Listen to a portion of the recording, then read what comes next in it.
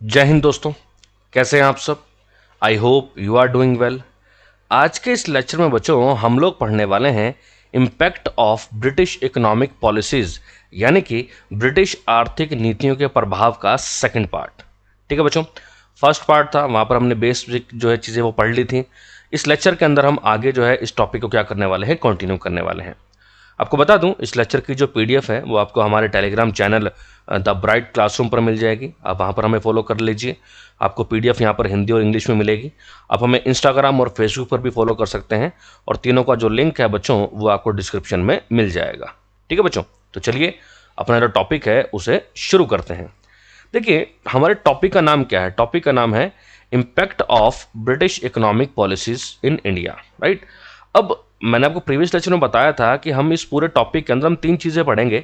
एक तो हम पढ़ेंगे ट्रेडिशनल इकोनॉमी, जो कि हमने पार्ट फर्स्ट में कवर कर लिया था। उसके अंदर हमने देखा था कि decline of Indian cottage industry, जो इंडियन जो कुटीर जो उद्योग थे उनका डिक्लाइन कैसे हुआ। ठीक है, डी इंडस्ट्रियलाइजेशन, वी उद्योगीकरण कैसे हुआ, और रूरलाइजेशन ऑफ इकोनॉमी, यानी कि अर्थव्यवस्था का ग्रामीणीकरण कैसे हुआ था। ये हमने प्रीवियस लेक्चर में पढ़ लिया था। इस लेक्चर के अंदर बेसिकली बच्चों हम पढ़ेंगे इम्पैक्ट ऑन इंडियन एग्रीकल्चर, कि भारत की अर्थव्यवस्था पर ब्रिटिश जो इकोनॉमिक पॉलिसीज थी उनका क्या प्रभाव पड़ा। अर्थव्यवस्था इन द सेंस भी कृषि के ऊपर, भारत में कृषि के ऊपर क्या प्रभाव पड़ा। यहां पर बेसिकली बच्चों हम तीन चीजें पढ़ेंगे इस पूरे टॉपिक के अंदर। एक हम पढ़ेंगे land revenue policies and settlement. Land revenue policies and settlement, आपने नाम सुना होगा, Ryotwari settlement, permanent settlement, Mahalwari settlement, Ijaradari system, इन सब के बारे में हम लोग पहले पढ़ेंगे। ठीक है, उसके बाद हम पढ़ेंगे कमर्शलाइजेशन ऑफ एग्रीकल्चर, यानी कि एग्रीकल्चर को कमर्शलाइजेशन कैसे किया गया, उसका कमर्शलाइज कैसे किया गया, मतलब एग्रीकल्चर को सिर्फ बिजनेस से बांध के क्यों छोड़ दिया गया, हम वो देखेंगे। उसके बाद फेमाइंस एंड पॉवर्टी, जब कृषि का हम कह सकते हो प्राइवेटाइजेशन हो गया, ठीक है, बिजनेस से बांध के रख दिया कृषि को। उसके बाद इंडिया के अंदर जो है पॉवर्टी और फेमाइन, यानी कि फेमाइन का मतलब होता है भुखमरी, फेमाइन का मतलब होता है भुखमरी, और पॉवर्टी का मतलब होता है गरीबी। तब इंडिया के अंदर गरीबी और भुखमरी कैसे फैली, हम उन सब के बारे में जानने वाले हैं। क्लियर है बच्चों? तो आप समझ गए इस टॉपिक के अंदर हम क्या पढ़ने वाले हैं। तीन चीजें पढ़ेंगे basically, land revenue policies and settlement, commercialisation of agriculture, famines and poverty. Clear है बच्चों? चलिए, इम्पैक्ट ऑन एग्रीकल्चर, तो जैसे कि मैंने आपको बताया तीन चीज़ें पढ़नी है अपने को, land revenue policies and settlement, commercialisation of agriculture and famines and poverty के बारे में। तो देखिए, कंपनी की जो इनकम थी ना, जो ब्रिटिश ईस्ट इंडिया कंपनी थी, उनकी जो इनकम थी उसका जो सबसे मेन सोर्स था वो क्या था कि जितने भी जो एग्रीकल्चर प्रोडक्ट हैं, यानी कि जो कृषि जो उपज है, उसके ऊपर क्या है, कर। जो एग्रीकल्चर प्रोडक्ट से जो टैक्स मिलता था ना ब्रिटिश ईस्ट इंडिया कंपनी को, वो उनका सबसे बड़ा इनकम का सोर्स था, सबसे बड़ा। लेकिन हुआ क्या, ब्रिटिशर्स के खर्चे ज़्यादा थे, उनको अलग अलग पर्पस के लिए, अलग अलग चीज़ों के लिए उनको पैसा चाहिए था। तो जितना पैसा एग्रीकल्चर से आ रहा था टैक्स के रूप में, वो उनके लिए सफिशिएंट नहीं था। इसलिए कंपनी ने क्या किया, नए नए तरीके लेकर आए, न्यू मेथड लेके आए, ताकि वो क्या कर सके, इंडिया के अंदर जो उनका टैक्स का सिस्टम है ना उसे सुधार सकें। और यानी कि मोटा मोटा ये है कि यार हमें अभी 100 रुपये मिल रहे हैं, अभी हमें 150 चाहिए, अब हमें 100 रुपये मिल रहे हैं, खर्चा है हमारा 150 रुपये का, तो 50 रुपये हमें और भी चाहिए। अब उसके लिए हम क्या करेंगे, हम टैक्स को और नए तरीके से लेके आएंगे। ठीक है, ऑब्वियस सी बात है, इनको अपने खर्चे पूरे करने हैं।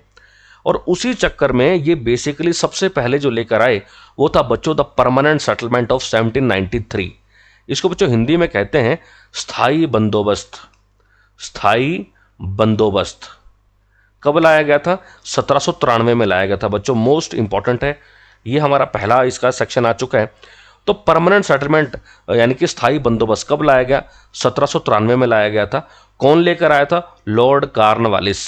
ये नाम हम पहले भी पढ़ चुके हैं। लॉर्ड कॉर्नवालिस को सिविल सर्विसेज का जनक भी कहा जाता है भारत के अंदर, पढ़ा होगा आप लोगों ने।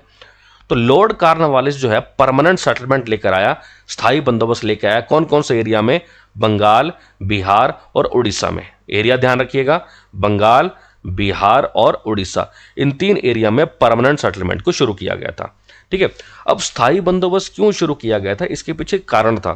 कारण यह था, स्थायी बंदोबस्त से पहले ना, स्थायी बंदोबस्त से पहले इजारदारी सिस्टम चला करता था। इजारदारी सिस्टम क्या चलता था? इजारदारी सिस्टम। अब इजारदारी सिस्टम क्या है उसके बारे में अभी आपको बताऊंगा। अभी आप ये समझिए कि इजारदारी सिस्टम की जगह क्या लाया गया था?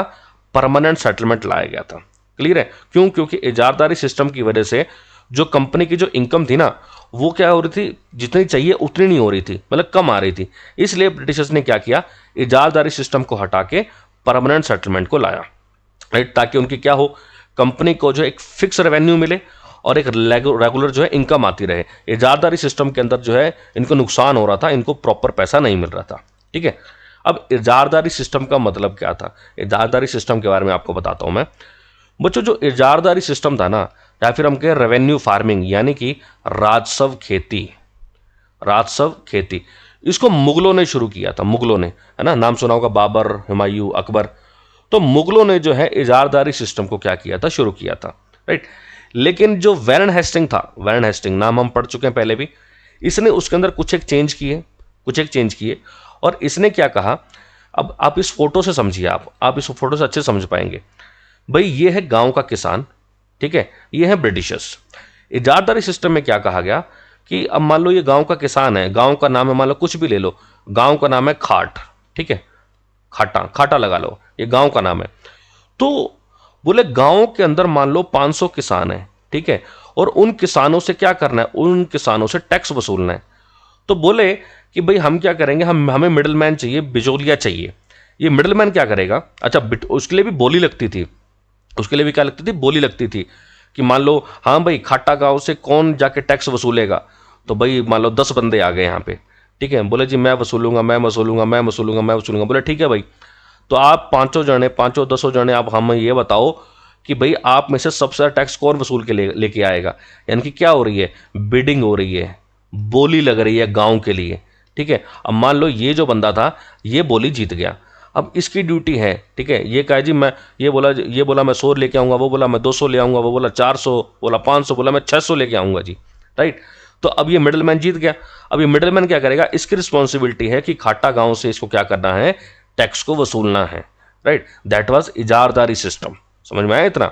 तो ये जो भी हाईएस्ट बिड करेगा, सबसे ज्यादा बोली लगाएगा, वो अगले 5 साल तक, अगले 5 साल तक वो उसी गांव से क्या करेगा, टैक्स को वसूलता रहेगा, राइट। ये जो बोली लगाने वाले थे, इनको कहा जाता था कॉन्ट्रैक्टर्स, यानी कि ठेकेदार। इनको क्या कहते थे, ठेकेदार कहते थे। और इनका काम क्या था कि गांव से टैक्स वसूलना है, और किसको पे करना है, जो सरकार है, ब्रिटिश सरकार, उनको जो है इनको क्या करना है, टैक्स पे करना है। लेकिन इजारदारी सिस्टम फेल हो गया बच्चों। इजारदारी सिस्टम इसलिए फेल हो गया क्योंकि जब ये बोली लगाते थे ना, तब इनको ये थोड़ा ना पता था कि भाई उस गांव की जमीन है कितनी उपजाऊ, उस गांव की जमीन से कितनी खेती होती है, कितनी पैदावार होती है, इन्हें नहीं पता होता था। बस ये बोली लगा रहे हैं, उसके बाद जाके जो है किसानों से क्या कर रहे हैं, टैक्स को वसूल रहे हैं, राइट। अब भाई दूसरा क्या था, इजारदारों को पता था, यानी कि जो ठेकेदार थे उनको पता था कि हमें तो सिर्फ 5 साल के लिए तो गांव मिला है, 5 साल के तो हमें टैक्स वसूलना है। तो भैया हम यहाँ के लोगों की जो ज़मीन है उस पर क्यों इंप्रूवमेंट करें, उसके ऊपर क्यों सुधार करें। मान लो किसी की ज़मीन में कोई सुधार करना है, तो बोले हम क्यों सुधार करें, हम तो 5 साल के लिए आए हैं, हमें तो टैक्स वसूलना है, फिर हम चले जाएंगे, राइट। जो कॉन्ट्रैक्टर्स थे, जो ठेकेदार थे, उन्होंने किसानों का शोषण किया। कैसे शोषण किया कि भैया हमें तो सबसे ज़्यादा क्या दो, हमें ज़्यादा से ज़्यादा पैसा दो, क्योंकि भैया हमें जो है किसको देना है, हमें ब्रिटिशर्स को पैसा देना है। समझ में आया बच्चों, इजारदारी सिस्टम क्या था, क्लियर है। इसीलिए क्या लाया गया था, परमानेंट सेटलमेंट लाया गया था, यानी कि स्थायी बंदोबस्त लाया गया था, राइट। क्योंकि ब्रिटिशर्स को ये था कि हमें क्या चाहिए, एक फिक्स इनकम चाहिए, एक परमानेंट इनकम चाहिए। इजारदारी के अंदर क्या था, गांव के अंदर गए, अब भाई उसने कहा कि जी 600 रुपये में वो जीत गया ठेकेदार, ठीक है। अब उसने बोली तो लगा दी कि मैं 600 रुपये लेके आऊँगा। अब वो गांव में गया तो 600 तो मिनिमम है, उसको 600 रुपये तो देने ही पड़ेंगे सरकार को। अब उसके ऊपर वो 650 दे रहा है, कभी 680 रुपये दे रहा है, कभी 700 रुपये दे रहा है, समझ रहे हो। तो कोई फिक्स इनकम नहीं थी इजारदारी के अंदर। लेकिन यहाँ पर इसीलिए क्या लाया गया, परमानेंट सेटलमेंट लाया गया। इसके अंदर क्या था कि जमींदार जो थे ना गाँव के, उनको क्या कह दिया गया कि आपको जो एक फिक्स अमाउंट भरना है भाई, आपको सरकार को एक फिक्स अमाउंट देनी है। कि हमने बोल दिया कि भाई हमें तो भैया 1000 रुपये चाहिए, तो हमें 1000 रुपये तो आपको देने पड़ेंगे। आप किसानों से कैसे ही वसूलो, कैसे ही कुछ करो, हमें मतलब नहीं है, हमें 1000 रुपये चाहिए तो चाहिए, राइट। फिक्स कर दिया है, पहले फिक्स नहीं था। उसके बाद क्या हुआ, जमींदारों को अब क्या मानने लग गए, हेरिडिटरी ओवरलोड्स। यानी कि भाई जमींदार है, उसका आगे बेटा वो भी जमींदार बनेगा, उसका आगे बेटा वो भी जमींदार बनेगा, और ये पूरी प्रथा, ये सारे लोग क्या करते रहेंगे, अब गांव से टैक्स वसूलते रहेंगे। अगर कोई जमींदार टैक्स जितना जो मतलब ब्रिटिशर्स ने बोला, जैसे मान लो 1,000 रुपये बोला था, अगर कोई जमींदार वो 1,000 रुपये नहीं दे पाता है तो उसकी सारी ज़मीन को ब्रिटिशर्स ले लेते थे, और फिर वो क्या करते थे, उस सारी ज़मीन को किसी और जमींदार को दे देते थे, तो बोले ले भाई अब तेरी रिस्पॉन्सिबिलिटी, अब तू हमें 1,000 रुपये देगा, राइट। तो अब जमींदारों के मन में डर बैठ गया कि भाई अगर हमने 1,000 रुपये नहीं दिए तो हमारी ज़मीन चली जाएगी, ठीक है, उनके दिमाग में डर बैठ गया। इसलिए जमींदारों ने क्या किया, जमींदारों ने बहुत ही हाई अमाउंट में टैक्स लेना शुरू कर दिया किसानों से। यानी कि देने तो 1,000 रुपये, वो वसूलते थे 2,000, राइट। 1,000 रुपये ब्रिटिशर्स को दे दिए और 1,000 रुपये अपने पास रख लिए। अब इन सब में मरा कौन, मरा किसान। किसान अगर पैसा नहीं देता है तो जमींदार जो है आप फिर अपने बल का प्रयोग करते थे, तो एंड में आके मरता तो किसान ही था। क्लियर है बच्चों, सिंपल सी बात है। अच्छा, दूसरी बात क्या था, जो ब्रिटिश ईस्ट इंडिया कंपनी थी ना, वो भी अपने हिसाब से टैक्स को बढ़ा देती थी। जैसे मान लो इस साल तो बोल दिया हमें 1,000 रुपये चाहिए भाई, अगले साल बोल दिया हमें 1,500 चाहिए। अरे भाई 1,500 चाहिए, तुमने जमींदारों से डिस्कस तो करना था, लेकिन नहीं, ये बिना जमींदारों से कोई भी डिस्कस किए, बिना जमींदारों से कंसल्ट किए, बिना उनसे बात किए, ब्रिटिश ईस्ट इंडिया कंपनी खुद ही डिसाइड कर लेती थी कि भाई उनको कितना पैसा चाहिए हर साल। अब वो सारा प्रेशर किसके ऊपर पड़ता था, सबसे पहले वो प्रेशर पड़ता था जमींदारों पे, और फिर वो प्रेशर पड़ता था किसानों के ऊपर। क्लियर है बच्चों। अब अच्छा, दूसरी इंपॉर्टेंट बात क्या थी, इन्होंने क्या किया, जो लैंडलेस फार्मर्स थे, जिनके पास ज़मीन नहीं थी, उन्हें भी क्या किया, उन्हें भी एक्सप्लॉइट किया। यानी कि जो लोग ज़मीन को ठेके पे लेके करते थे, जैसे आज के टाइम में होता है ना कि जिनके पास ज़मीन नहीं है तो वो क्या करते हैं, ज़मीन को ठेके पे ले लेते हैं। तो जिनके पास, जो किसान ठेके पे ज़मीन लेके खेती कर रहे थे ना, उनके ऊपर भी प्रेशर डाला गया। उनके ऊपर क्या प्रेशर डाला गया कि भाई जो भी तुम खेती करते हो ना, उसका हिस्सा हमें दो। यानी कि मान लो उन्होंने 100 क्विंटल गेहूं उगाया, 100 क्विंटल गेहूं उगाया उन्होंने, तो बोले 100 में से मान लो भैया 40 क्विंटल हमें दो, 50 क्विंटल हमें दो। फिर वो क्या करते, वो इनसे पैसा तो ले नहीं सकते क्योंकि इनके पास ज़मीन तो है नहीं, तो इस फसल को बेच के जो पैसा आता, फिर उससे जो है ब्रिटिशर्स की डिमांड को पूरा करते। समझ रहे हो, मतलब क्या परमानेंट सेटलमेंट था, ठीक। उसके बाद बच्चों, ये जो सिस्टम चला ना, इससे क्या हुआ कि भाई एक पावरफुल जमींदारी क्लास बनती चली गई। जमींदारी हम कह सकते हो, एक शक्तिशाली जमींदार वर्ग बन चुका था समाज के अंदर। क्योंकि मैंने आपको बता ही दिया कि भैया ब्रिटिशर्स को देने 1,000 रुपये हैं और तुम वसूल रहे हो 2-2 हज़ार रुपये, तो 1,000 रुपये तो उनकी जेब में गए, है ना। तो इससे क्या हुआ, जमींदार जो है वो और पावरफुल होते चले गए। और यहाँ पर जमींदारों ने क्या किया, जमींदारों ने एज ए बफर के रूप में काम किया कंपनी और पीजेंट्स के बीच में। यानी कि ये कंपनी है, ठीक है, ये किसान है, अब कंपनी और किसान डायरेक्ट तो बात कर नहीं सकते ना, ये करते थे, तो बीच में कौन था, बीच में थे जमींदार। तो जमींदार क्या कर रहे हैं, जमींदार एक बफर का काम कर रहे हैं। बफर का मतलब एक बिचौलिए की तरह जो है क्या कर रहे थे, काम कर रहे थे, आपस में इन दोनों का क्या करवा रहे थे, कोऑर्डिनेशन करवा रहे थे। समझ में आया बच्चों, यही था परमानेंट सेटलमेंट, बड़ा ही सिंपल सा है। नेक्स्ट आता है बच्चों हमारा रॉयतवाड़ी सिस्टम, रॉयतवाड़ी सिस्टम, ठीक है। और यह फोटो देखते समझ गए होंगे, इसमें क्या किया गया था। देखो सबसे पहले तो ये समझना, रयौत दक्षिण भारत के अंदर ना, दक्षिण भारत के अंदर, साउथ के अंदर, और रयौत को कहा जाता है किसान।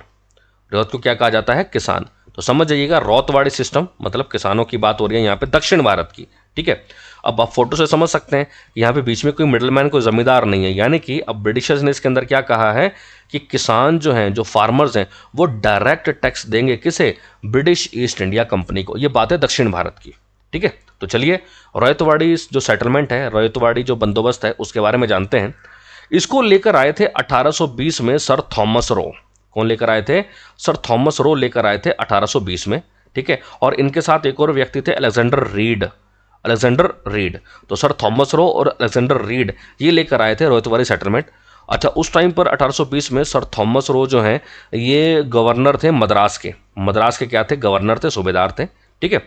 उसके बाद मद्रास से इसको शुरू किया गया था, लेकिन धीरे धीरे इसे कहाँ तक पहुंचा दिया था, बॉम्बे के अंदर। जो रॉयतवाड़ी सेटलमेंट है, जो रॉयतवाड़ी जो बंदोबस्त है, वो शुरू हुआ था मद्रास से, लेकिन ये कहाँ तक पहुंचा दिया था, बॉम्बे तक पहुंचा दिया था, ठीक। इसमें क्या कहा गया, इसमें यह कहा गया कि जो पीजेंट्स हैं, यानी कि जो किसान हैं, ठीक है, या फिर जो रयौत हैं, रयौत, रयौत का मतलब क्या होता है, किसान ही है दक्षिण भारत के अंदर। तो जो किसान या रयौत है ना, हम उनको जो है उनकी ज़मीन का मालिक मानते हैं। ये ब्रिटिशर्स ने कहा कि बीच में कोई बिचौलिया वगैरह कुछ नहीं होगा, ठीक है। जो किसान हैं, जो रियोत हैं, वो अपनी ज़मीन के मालिक हैं, ठीक है, जो भी वो ज़मीन के ऊपर जो खेती कर रहे हैं। और हम क्या करेंगे, उनसे जो लैंड रेवेन्यू है यानी कि जो भूमि राजस्व है, हम उनसे डायरेक्ट कलेक्ट करेंगे भैया, हम बीच में किसी को नहीं लाएंगे। अच्छा जी, कितना टैक्स वसूलोगे जी? बोले अगर आपकी ड्राई लैंड है, ड्राई लैंड का मतलब होगा शुष्क ज़मीन है जहाँ पर इतना अच्छा पानी नहीं है, तो हम आपसे लेंगे 50% टैक्स लेंगे आपसे। और यदि आपकी वेट लैंड है यानी कि फर्टाइल लैंड है यानी कि उपजाऊ ज़मीन है, यदि आपकी उपजाऊ ज़मीन है ना, तो हम आपसे कितना टैक्स वसूलेंगे?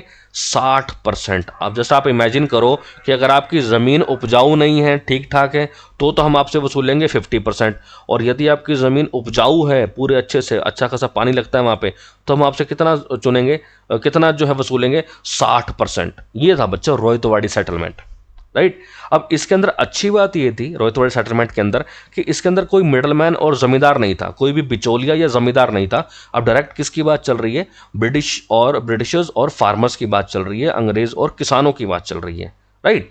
और इसमें यह भी कहा गया था कि हर 20 से 30 साल के बाद, हर 20 से 30 साल के बाद हम रोहितवाड़ी सेटलमेंट के अंदर क्या करते रहेंगे? थोड़े बहुत बदलाव करते रहेंगे।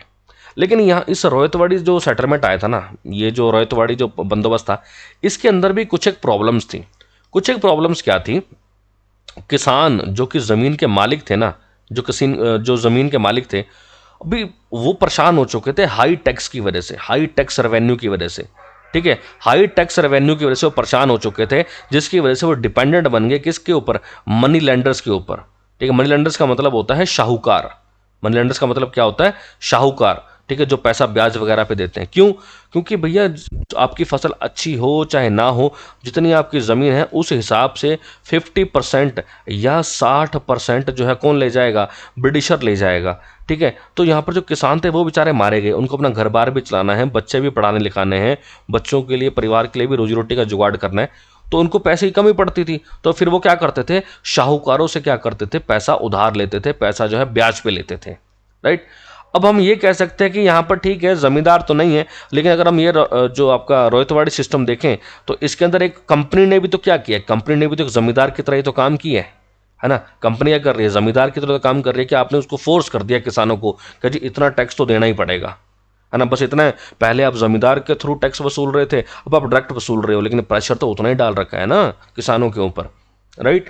और इवन ब्रिटिश सरकार ने कभी ऐसा भी नहीं किया कि मान लो किसी किसी साल किसानों की मतलब बाढ़ आ गई या सूखा पड़ गया, ठीक है, या फिर फसल अच्छी नहीं हुई, तो ऐसा कर दो कि चलो जी ठीक है भी इस साल तुम्हारी फसल अच्छी नहीं हुई, बाढ़ आ गई या सूखा पड़ गया, तो कोई नहीं, तुम इस साल ना टैक्स कम दे देना। नहीं, ऐसा कुछ भी नहीं किया। ब्रिटिशर ने कह रखा था भाई जो हमें कंडीशन रख रखी है 50% और 60% वाली, हमें तो पूरा का पूरा टैक्स चाहिए, राइट।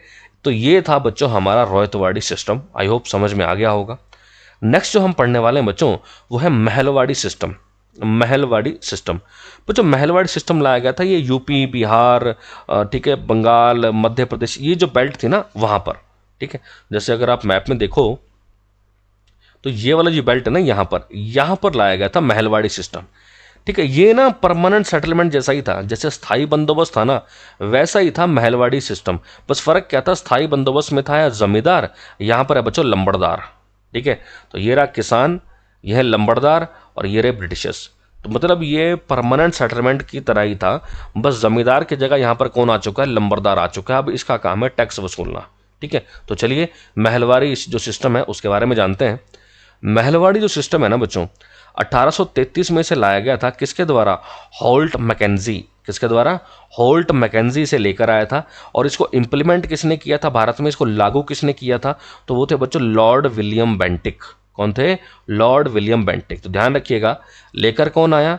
Holt Mackenzie. और इसको इंप्लीमेंट किसने किया? Lord William Bentinck. और कब किया था? तो 1833 में। याद करो, बेंटिक ने बेटियां बचाई, है ना, यानी कि भारत में सती प्रथा किसने खत्म की थी? लॉर्ड विलियम बेंटिक ने। क्लियर है? उसके बाद जो महलवाड़ी जो सेटलमेंट था, महलवाड़ी जो बंदोबस्त था, ये बेसिकली कहाँ कहाँ पर?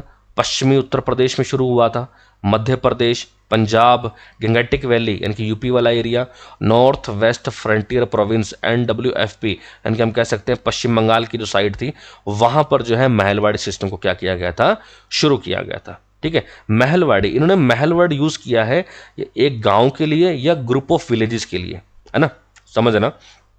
ये क्या करते थे, मान लो किसी भी एक गांव को, मान लो ये गांव है ए, इस गांव को महल बोल दिया, या फिर बहुत सारे गांव हैं ए बी सी डी, चार गांव हैं, चारों को मिलकर महल बोल दिया, तो वहीं से नाम पड़ा महलवाड़ी सेटलमेंट, महलवाड़ी बंदोबस्त। क्लियर है बच्चों, इतना चीज समझ में आया। अच्छा, अब यहां पर क्या होता था, जो गांव का जो मुखिया होता था, जिसे लंबरदार या तालुकदार बोलते थे, जो गांव का मुखिया होता था, हेडमैन होता था, लंबरदार या तालुकदार, उसकी ड्यूटी बनती थी कि भैया तुम क्या करोगे, गांव से क्या वसूलोगे, टैक्स वसूलोगे और ब्रिटिशर्स को दोगे। क्लियर है, समझ में आ गया। वहां पहले जो हमने परमानेंट सेटलमेंट पढ़ा, वहां पर कौन था, वहां पर थे जमींदार, और यहां पर कौन है, यहां पर लंबरदार, कोई डिफरेंस ही नहीं है इसके अंदर।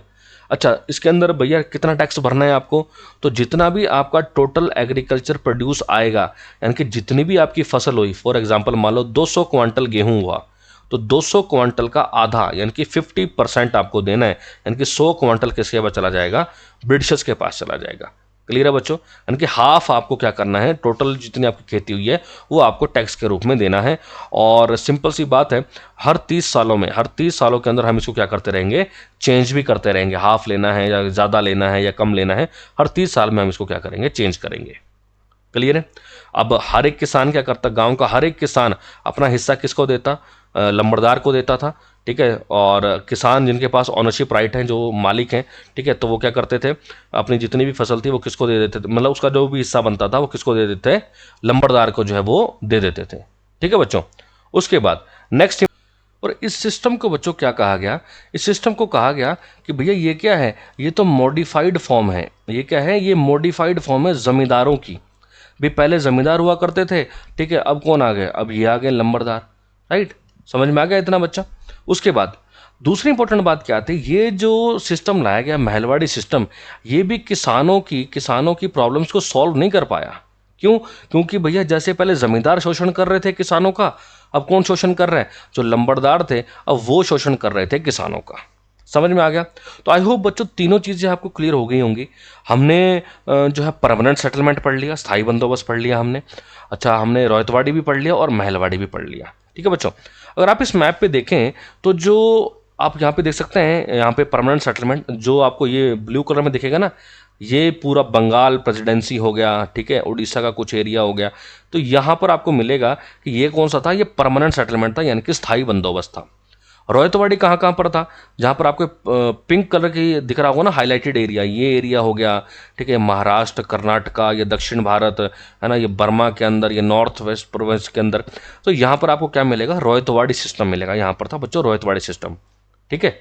उसके बाद महलवाड़ी की अगर हम बात करें तो ये जो बाकी ये पंजाब का एरिया हो गया, नॉर्थ वेस्टर्न प्रोविंस हो गया, सेंट्रल इंडिया हो गया, ठीक है, यहाँ पर आपको क्या मिलेगा बच्चों, यहाँ पर मिलेगा महलवाड़ी सिस्टम। तो आप इस मैप से आप ये आइडिया लगा सकते हैं कि कहाँ पर कौन सी क्या चल रही थी, सिस्टम चल रहा था। क्लियर है। उसके बाद बच्चों नेक्स्ट इंपॉर्टेंट पॉइंट, अगर मैं तीनों का डिफरेंस करूं, ठीक है, अगर तीनों को हम एक साथ पढ़ें तो क्या क्या पढ़ा है हमने बच्चों। यहाँ पर मैंने 3 कॉलम बनाए हैं, दैट इज परमानेंट सेटलमेंट यानी कि स्थायी बंदोबस्त, रौयतवाड़ी सिस्टम और महलवाड़ी सिस्टम। स्थायी बंदोबस्त कब लाया गया था, 1793 में, रौयतवाड़ी 1820 और महलवाड़ी 1822। उसके बाद स्थायी बंदोबस्त कौन लेकर आया, लॉर्ड कॉर्नवालिस। रौयतवाड़ी लेकर आए थॉमस मुनरो और अलेक्जेंडर रीड, और महलवाड़ी लेकर आए हाल्ट मैकेंजी। राइट, कौन कौन से क्षेत्र थे, तो परमानेंट में Bengal, Bihar, Orissa, Varanasi, northern district of Madras. ठीक है, यानी कि लगभग पूरे इंडिया के अंदर जितना ब्रिटिशर्स का जो राज था ना, उसका 19% एरिया में परमानेंट सेटलमेंट भारत के 19% एरिया में लागू था। रौयतवाड़ी की अगर मैं बात करूं तो मद्रास और बॉम्बे, असम, बर्मा, और ये टोटल 51%, यानी कि जितना भारत पे राज था उसके 51% एरिया पे क्या चल रहा था, रौयतवाड़ी सिस्टम चल रहा था।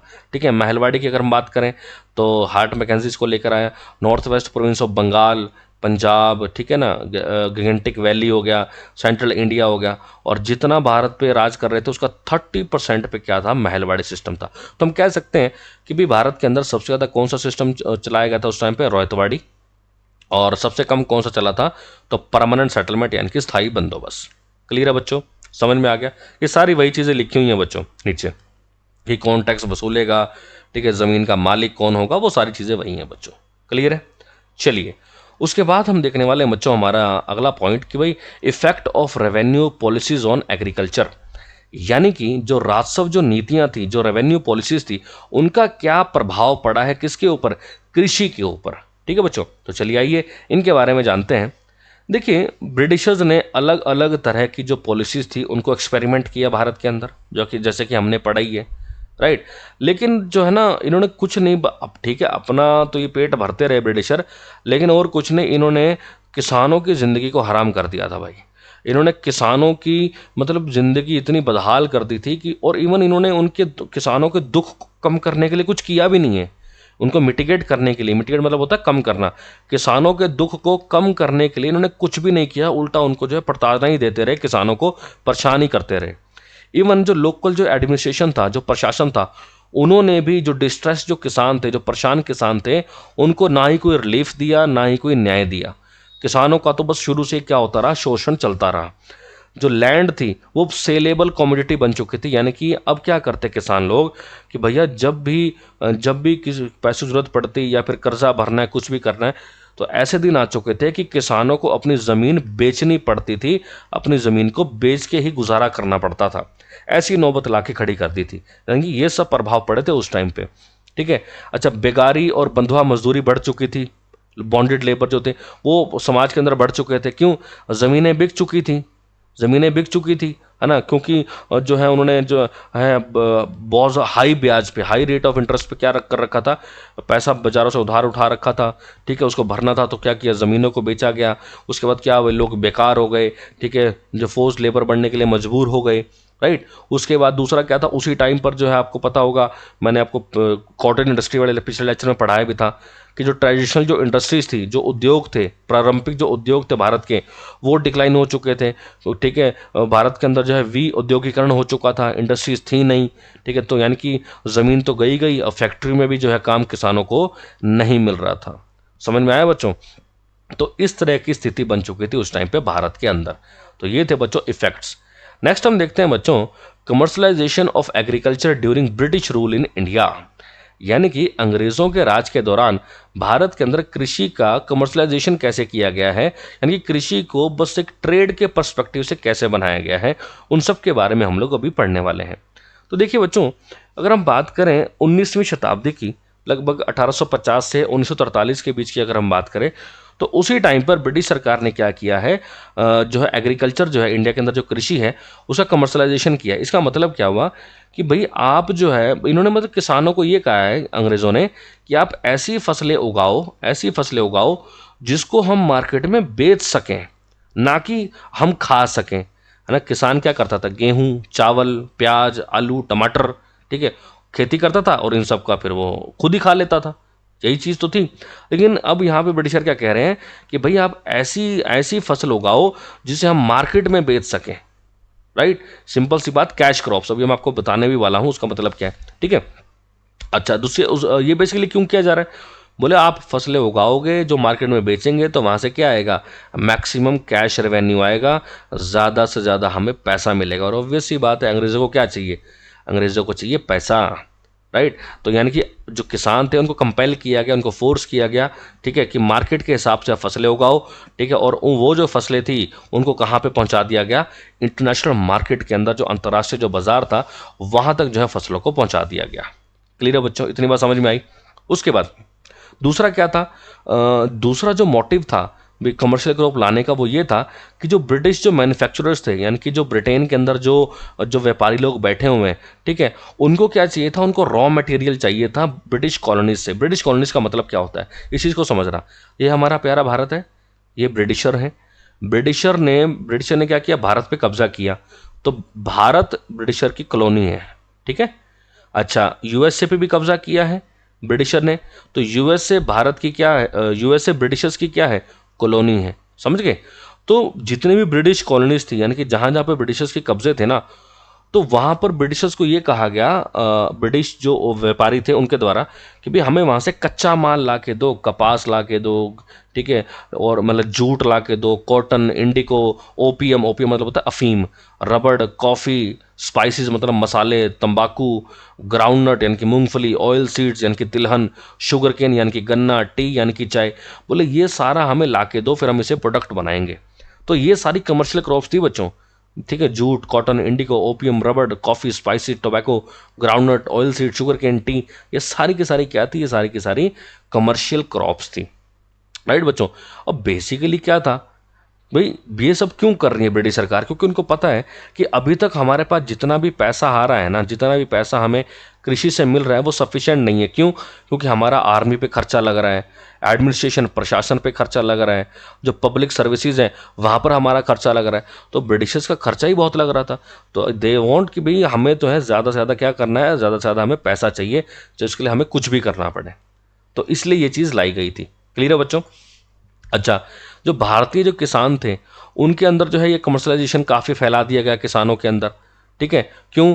क्योंकि भैया बोले कि भाई जो government demand for land revenue was very high, क्योंकि जो गवर्नमेंट की जो डिमांड थी किसके लिए, लैंड रेवेन्यू के लिए, टैक्स के लिए, वो बहुत ज़्यादा थी। तो बोले आप ये सब करो, इससे फिर आपको भी फ़ायदा होगा, हमें भी फ़ायदा होगा, किसानों को लालच दिया गया, ठीक है। अच्छा, किसानों को जो है, जो शाहूकार थे उनको पैसा देना था, ठीक है, शाहूकारों को पैसा देना था, तो भाई सिंपल सी बात है, वो कैसे करें, तो बोले आप ये फसलें उगाओ, ज़्यादा पैसा आएगा, हमें भी फायदा, तुम्हें भी फायदा, राइट।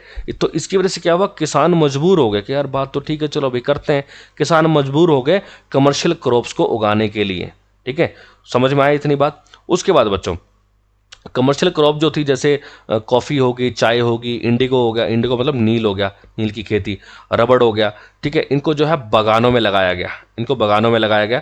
और जो सिंगल क्रॉप थी उन्हें जो नॉर्मल जो फसलें थी, चावल, गेहूं वगैरह, उन्हें बड़े बड़े खेतों में लगाया गया। तो सिंपल सी बात, इसमें कुछ इंपॉर्टेंट है नहीं, बस इतना ध्यान रखिए बागानों के अंदर क्या क्या उगाया गया और आम ज़मीनों पर क्या क्या उगाया गया था, बस वही सब हमने देखा है। अच्छा, उसके बाद क्या हुआ, मीनवाइल 1850 में रेलवे का आविष्कार हो गया इंडिया के अंदर रेलवे आ चुकी थी। रेलवे आने से ब्रिटिशर्स को और फायदा हुआ।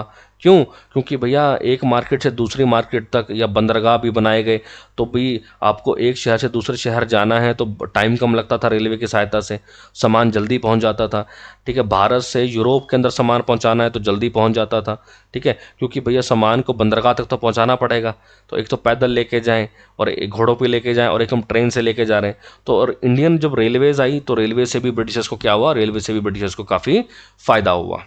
क्लियर है बच्चों?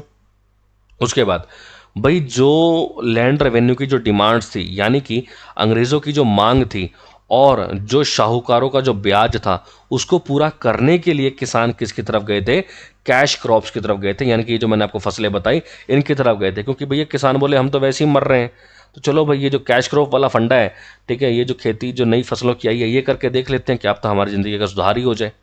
समझे बच्चों? क्लियर है? इतना इतना मुद्दा, इतना चीज़ समझ में आ गई होगी। उसके बाद लेकिन हुआ क्या, प्राइस फ्लक्चुएशन था बच्चों। प्राइस फ्लक्चुएशन का मतलब होता है कहीं पर रेट, मान लो कॉफ़ी है, ठीक है, कॉफ़ी का रेट कहीं पर 10 रुपये है, कहीं पर 15 रुपये है, कहीं पर 18 रुपये है। तो यानी कि क्या था, प्राइस फ्लक्चुएट था इंटरनेशनल मार्केट के अंदर, अंतर्राष्ट्रीय बाजार के अंदर रेट फिक्स नहीं था। इसलिए क्या हुआ, यही एक रीज़न बना कि भैया भारत, यही एक रीज़न था बच्चों, जो अग्रेरियन राइट्स हुए थे, यानी कि किसानों के जो आंदोलन हुए उस टाइम पे, ठीक है, या फिर हम कह सकते हैं जो उस टाइम पे जो भुखमरी फैली, इन सब का कारण यही था क्या, प्राइस इन फ्लक्चुएशंस। ठीक है बच्चों? तो अब जब भुखमरी की बात आई है तो अभी हम ये देखने वाले हैं कि ब्रिटिश रूल के अंडर, ब्रिटिश राज्य के अंदर, भारत के अंदर भुखमरी और जो गरीबी थी उसके क्या हालात थे, उन सब के बारे में अभी हम पढ़ेंगे बच्चों। देखिए, भारत एक ट्रॉपिकल कंट्री है, उष्ण कटिबंधीय देश है। ज्योग्राफी में आप लोगों ने पढ़ा होगा, है ना, कि ये पृथ्वी है, ये जो है भूमध्य रेखा है, यहाँ पर हमारा प्यारा भारत है और यहाँ पर कर्क रेखा गुजर रही है। तो इंडिया का, इंडिया बेसिकली एक उष्ण कटिबंधीय क्षेत्र है, यानी कि ट्रॉपिकल कंट्री है। ठीक है बच्चों? जिसकी वजह से क्या हुआ कि भारत के अंदर जो है ना फेमाइंस, यानी कि भुखमरी, भुखमरी आना ये कोई बड़ी बात नहीं थी, इससे पहले भी आए थे, कोई दिक्कत वाली बात नहीं थी। ठीक है, और जो कह सकते हो इंडियन लोगों ने संभाला है उस चीज़ को, कोई दिक्कत वाली बात नहीं थी। लेकिन गरीबी क्यों आई इंडिया के अंदर, उसके पीछे क्या रीज़न था? भुखमरी आती रहती थी, हैंडल कर लेते थे, लेकिन गरीबी क्यों आई? भाई रूरलाइजेशन हो गया, ग्रामीणीकरण हो गया, ठीक है, किसानों का एक्सप्लॉयटेशन किया गया, ठीक है। अच्छा, डिफेंस के ऊपर तुमने बहुत सारा पैसा लगा दिया, आर्मी के ऊपर बहुत सारा पैसा लगा रहे हो, हाई टैक्स लगा रहे हो, है ना। अच्छा, ट्रेड जो पॉलिसीज हैं उसके अंदर आपके भेदभाव हैं, किसी के साथ कैसा व्यापार कर रहे हो, किसी के साथ कैसा व्यापार कर रहे हो, ठीक है। जो आधुनिकरण था उसको आप लेट लेकर आए भारत के अंदर। तो हम कह सकते हैं एग्रीकल्चर जो है क्या था, एक जगह उनको स्टेगनेशन करते, उसको एक जगह रोक दिया गया। ये सभी कारण थे बच्चों किसके, भारत के अंदर गरीबी के, ये सारे कारण थे। उसके बाद क्या हुआ, जैसे कि मैंने आपको बताया कि भाई ब्रिटिशर्स के आने से पहले भी अगर भारत के अंदर कोई भूखमरी होती थी ना, तो वो सब लोग क्या करते थे, वो सब लोग हैंडल कर लेते थे, कोई ऐसा इशू नहीं था, कोई ऐसा इशू नहीं था, ठीक है।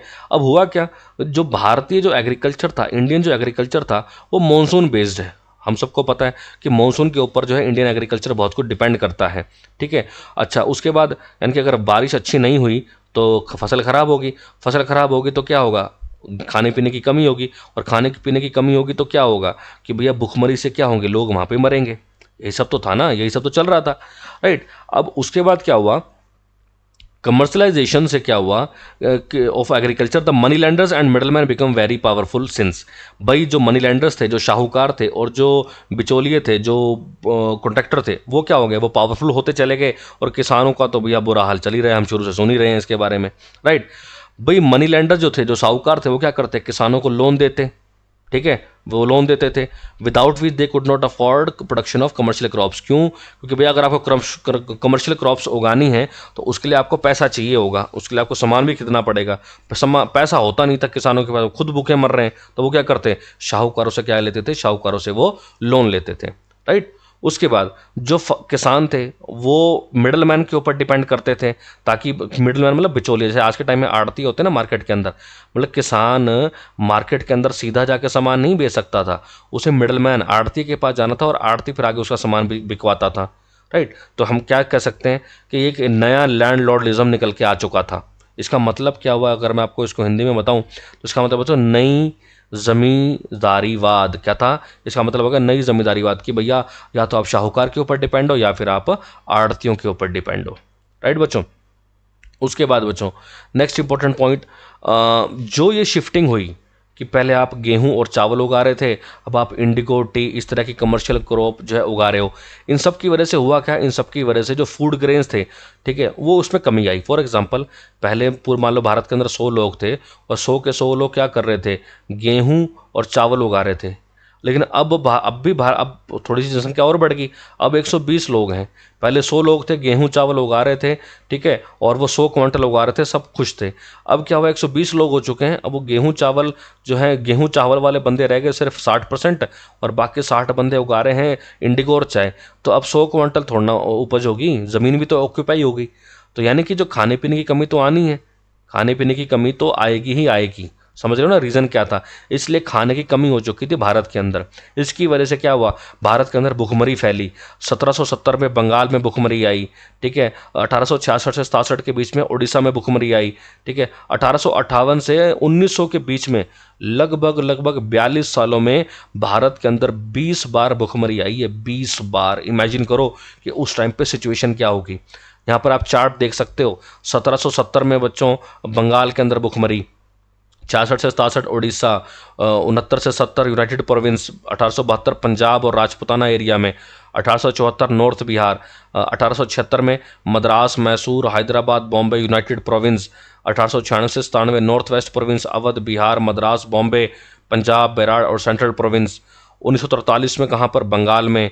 1956 में कहाँ पर, राजस्थान में। तो ये पूरे सन आप देख सकते हो कितनी बार इंडिया के अंदर जो है वो भुखमरी आई है। हालांकि इस भुखमरी को स्टडी करने के लिए कि भुखमरी क्यों आई, कैसे आई, क्या रीज़न था, क्या कर सकते हैं, तो उसके लिए बनाए गए फेमाइन कमीशंस, यानी कि भुखमरी कमीशन बनाए गए थे, ठीक है, भुखमरी को जो स्टडी करेंगे। तो ये आपको नाम पता होने चाहिए। सबसे पहला था बच्चों sir George Campbell commission, sir George Campbell commission, ये बनाया गया था 1866 से 67 तक। नेक्स्ट था स्ट्रैची कमीशन, स्ट्रैची कमीशन 1880। नेक्स्ट था बच्चों लयाल कमीशन, लयाल कमीशन 1897 से 98। नेक्स्ट है बच्चों मैकडोनल कमीशन, मैकडोनल कमीशन 1900 से 1901। तो इन कमीशनों के बारे में भी आपको ध्यान रखना है, ठीक है बच्चों। उसके बाद नेक्स्ट क्या था, ये माना गया कि जो भुखमरी आई है ना, ये बेसिकली मैन मेड है, ये इंसानों की वजह से आई है। क्यों, क्योंकि भैया आपकी डिमांड बढ़ चुकी है मिसमैनेजमेंट की वजह से। भैया आपने प्रॉपर मैनेज कर ही नहीं पाया आप सोसाइटी को, है ना। आप जो आपने फोर्स कर दिया कमर्शियल क्रॉप्स उगाओ उगाओ उगाओ, जिसकी वजह से क्या हुआ, जिसकी वजह से स्कैर्सिटी ऑफ फूड स्टफ, यानी कि भारत के अंदर जो फूड स्टफ है, जो खाने पीने की जो चीज़ें हैं, जो फसलें हैं, उनकी बहुत ही भारी क्या हो चुकी थी, कमी हो चुकी थी। राइट, क्लियर है इतनी बात। अच्छा, और क्या था, भारत के अंदर जो किसान लोग थे, ठीक है, ज़मीनें बिक चुकी थी, ठीक है, लोग जो है बेकार हो चुके थे, है ना, बेरोज़गार थे, वैसे भी कोई भी जो है अनएम्प्लॉयमेंट, कोई भी जो है एम्प्लॉयमेंट नहीं था, कहाँ जाके काम करे, घर परिवार को कैसे संभाले। क्लियर है बच्चों, समझ में आ गया इतना। तो बेसिकली उस टाइम पर हम कह सकते हैं कि इस तरह से जाकर जो है आप कह सकते हो किसानों का जो है शोषण किया है किसने, ब्रिटिशर्स ने। आई होप शुरू से लेकर एंड तक आपको समझ में आ गया है सारा का सारा मुद्दा, कि किस तरह से अंग्रेज़ों ने जो है भारतीयों का जो है शोषण किया, कैसे इंडिया के अंदर भुखमरी आई, कौन कौन सी प्रणाली थी, कौन कौन से सिस्टम थे। आई गेस सारी की सारी चीज़ें आपको समझ में आ गई होंगी बच्चों। फिर भी अगर कोई डाउट हो तो आप जो है कमेंट बॉक्स में कमेंट करके पूछ सकते हैं, और वीडियो अच्छा लगे तो इसे लाइक एंड शेयर जरूर कीजिएगा। और आप हमें टेलीग्राम, इंस्टाग्राम और फेसबुक पर भी फॉलो कर सकते हैं। तीनों का लिंक जो है वो आपको डिस्क्रिप्शन में मिल जाएगा। ठीक है बच्चों, मिलते हैं नेक्स्ट लेक्चर के अंदर। Thank you so much. जय हिंद, जय भारत।